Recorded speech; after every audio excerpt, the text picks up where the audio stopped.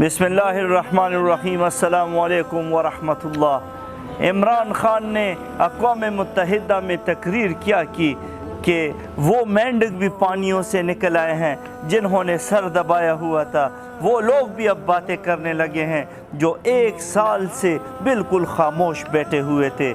क्या इमरान खान ने ये नहीं कहा था कि मकबूजा कश्मीर में जिहाद करने वाला कश्मीरियों के साथ जुल्म करेगा? और अब अक़वाम मुत्तहिदा में खड़े होकर इमरान खान ये कहते हैं कि कश्मीरियों के साथ खड़े होना जिहाद के मुतरादिफ है। तो इतना तज़ाद क्यों इनकी बातों में आता है? 15 दिनों के अंदर ही इतना तज़ाद इनकी बातों में आ गया।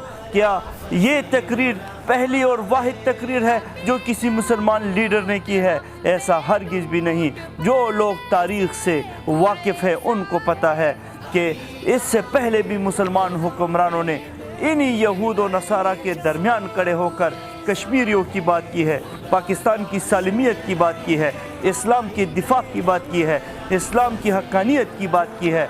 ये कोई पहला मौका नहीं है कि जिस पर इतनी खुशियाँ मनाई जा रही है।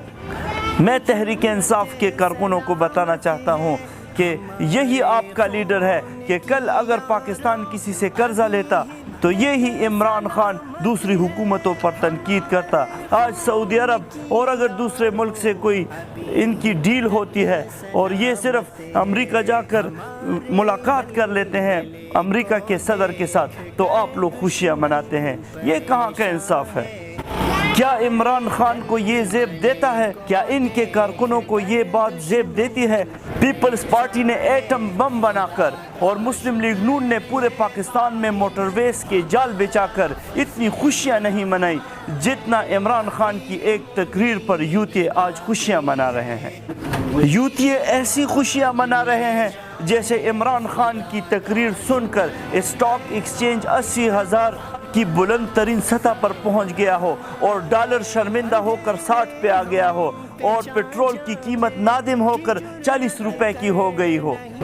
इसीलिए मैं कहता हूं कि यूतियों की इन खुशियों पर सिर्फ एक ही जुमले में इनको समझाना चाहता हूं कि मोदी को कश्मीर मुबारक और यूतियों को तकरीर मुबारक। इतना जुल्म पाकिस्तान के साथ क्या तकरीरों से हुकूमतें चलती हैं? इमरान खान को आसिया मलूना को रिहा करते हुए उस वक्त नामूस रिसालत सल्लल्लाहु अलैहि वसल्लम का ख्याल नहीं आया। अब अक़वाम मुत्तहिदा में जाकर तकरीर में उनको नामूस रिसालत सल्लल्लाहु अलैहि वसल्लम का ख्याल आया है। फिर क्यों ख़त्म नबूवत सल्लल्लाहु अलैहि वसल्लम पर हमले करने वालों को इस तरह छोड़ा जा रहा है?